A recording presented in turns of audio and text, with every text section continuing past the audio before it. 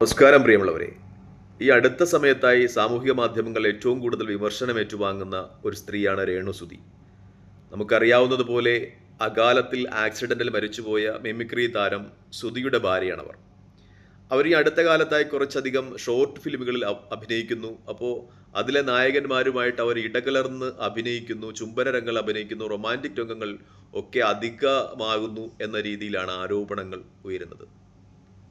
പക്ഷേ അത് അവർ മാത്രമല്ല ചെയ്യുന്നത്. ഈ കഥാപാത്രത്തിൻ്റെ പൂർണ്ണതയ്ക്ക് വേണ്ടിയെന്ന് പറഞ്ഞ് ഒരുപാട് മുൻനിര നടിമാരൊക്കെ അത് ചെയ്യാറുണ്ട്. നമ്മുടെ ഒട്ടുമിക്ക മുൻനിര നടിമാരും എടുത്തു നോക്കിയാൽ ഇത്തരം ഇടകലർന്ന രംഗങ്ങളിൽ കൂടുതൽ ആണുങ്ങളുമായിട്ട് അല്ലെങ്കിൽ നായകന്മാരുമായിട്ട് ഇടകലർന്ന കിടപ്പറ ചുംബന രംഗങ്ങളിലൊക്കെ അഭിനയിച്ചിട്ടുണ്ട്. അവർക്കൊന്നുമില്ലാത്ത ഒരു വിമർശനമാണ് രേണുസുതി ഏറ്റുവാങ്ങേണ്ടി വരുന്നത്. ഞാൻ ഈ അടുത്ത കാലത്ത് ഈ ഉള്ളൊഴുക്ക് എന്ന് പറയുന്ന സിനിമയുടെ കാര്യമെടുത്താൽ അതിൽ കഥാപാത്രത്തിൻ്റെ പൂർണ്ണതയ്ക്ക് വേണ്ടി എന്ന് സ്ഥിരം നടികമാർ പറയാറുള്ളത് പോലെ പാർവതി എന്ന് പറയുന്ന മുൻനിര നടിയും അതിൽ കുറച്ചധികം ഇടകലർന്നൊക്കെ അഭിനയിച്ചിട്ടുണ്ട്. അപ്പോൾ ഈ മുൻനിര നടിമാർ പറയുന്ന ഒരു കാര്യമുണ്ട്, ഇത്തരം രംഗങ്ങൾ അഭിനയിക്കുമ്പോൾ കഥാപാത്രത്തിൻ്റെ പൂർണ്ണതയ്ക്ക് വേണ്ടിയെന്ന്.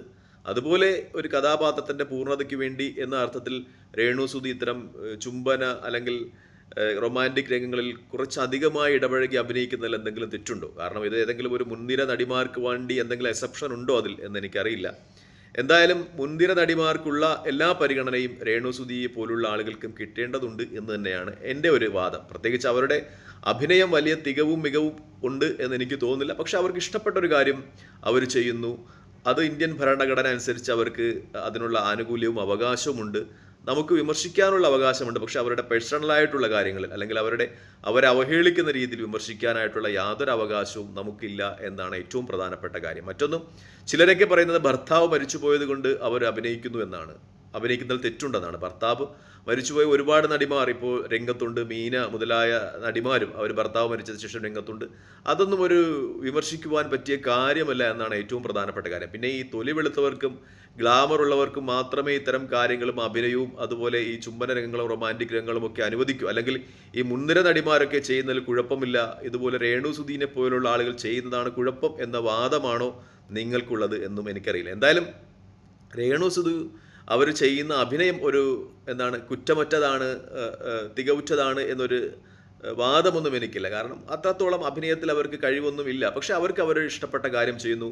അവരെ സീരിയൽ വിളിക്കാൻ ആളുകളുണ്ട്. അവർക്കൊരു മാർക്കറ്റിംഗ് പവർ ഉണ്ട്. കാരണം സുധി എന്ന് പറയുന്ന അല്പം മാർക്കറ്റിംഗ് പവർ ഉണ്ടായിരുന്ന ഒരു സെലിബ്രിറ്റിയുടെ ഭാര്യ എന്ന രീതിയിൽ അവർക്ക് അവരുടെ സീരിയലുകൾ കണ്ടുപോകും. അല്ലെങ്കിൽ അവർക്കൊരു മാർക്കറ്റിംഗ് പവർ ഉണ്ട് എന്ന രീതിയിലായിരിക്കാം ഒരുപക്ഷെ പ്രൊഡ്യൂസർമാരും സംവിധായകന്മാരും ഒക്കെ വിളിക്കുന്നത്. അതുകൊണ്ട് തന്നെ അവർക്കൊരു മാർക്കറ്റുണ്ട്. അവരത് ഉപജീവന മാർഗമായി കാണുന്നു. അതിൽ തെറ്റൊന്നുമുണ്ട് എന്നെനിക്ക് തോന്നില്ല. മറ്റൊന്ന് എനിക്ക് പറയാനുള്ളത്, അവരുടെ സെറ്റുകളിലൊക്കെ കുറഞ്ഞ ബഡ്ജറ്റുള്ള സീരിയലുകാരാണ് അവർ അഭിനയിക്കുന്നത്. അവരുടെ സീരിയലുകൾ കൊടുക്കുന്നത് പുട്ടും കടലയുമാണ്, ചോറും സാമ്പാറുമാണ്, കഞ്ഞിയും പാറുമാണ് എന്നൊക്കെയുള്ള കുറേ കമൻറ്റുകളുണ്ട്. അതൊക്കെ അവരെ ഡിപ്പെൻഡ് ചെയ്ത് നിൽക്കുന്ന കാര്യങ്ങളാണ്. നമ്മളിപ്പോൾ ബിഗ് ബഡ്ജറ്റ് സിനിമകളിലെ നായിക മാത്രമേ അംഗീകരിക്കൂ എന്നൊന്നുമില്ലല്ലോ. അത് പൈസ ഉള്ളതുപോലെ സംവിധായകന്മാരും നിർമ്മാതാക്കന്മാരും അവരുടെ ബഡ്ജറ്റിനനുസരിച്ച് ഇത്തരം കലാരൂപങ്ങൾ ഉണ്ടാക്കുമെന്നാണ് ഏറ്റവും വലിയ യാഥാർത്ഥ്യം. അതിലൊന്നും വിമർശിക്കേണ്ട കാര്യമില്ല. എന്തായാലും രേണുസുധി അത്രത്തോളം ക്രൂരമായ ഒരു വിമർശനത്തിന്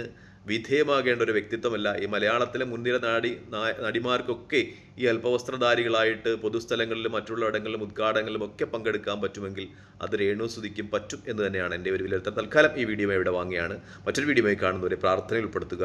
നന്ദി, നമസ്കാരം, ജയ് ഹിന്ദ്.